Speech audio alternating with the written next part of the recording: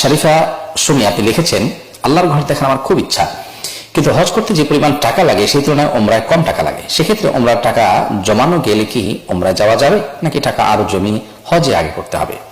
বোন শরীফা, হজ ওই ব্যক্তির উপর ফরজ হয় যার হজ করার মতো আর্থিক এবং শারীরিক সঙ্গতি থাকে। আপনি একজন নারী হওয়ার কারণে আপনার উপর হজ ফরজ হবে তখন যখন আপনি নিজে তো বটেই, আপনার পাশাপাশি আরেকজন মানুষ যিনি আপনার সাথে আপনার সঙ্গী হিসাবে, আপনার সহযাত্রী হিসাবে যেতে পারে, তার সফরের যে খরচ সেটি যদি আপনার কাছে থাকে, অর্থাৎ দুজন মানুষ হজ করতে যে টাকা লাগে সে টাকার মালিক আপনি হলে তখন আপনার উপর হজ ফরজ হবে। হজ করার জন্যই আপনাকে অপেক্ষা করতে হবে, আপনি ওমরা করতে পারবেন না সেরকম নয়। ওমরা করার সামর্থ্য আছে, আপনি ওমরাই করবেন।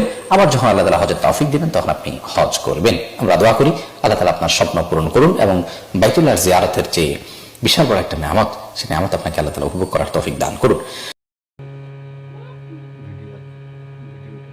Please subscribe and like, share.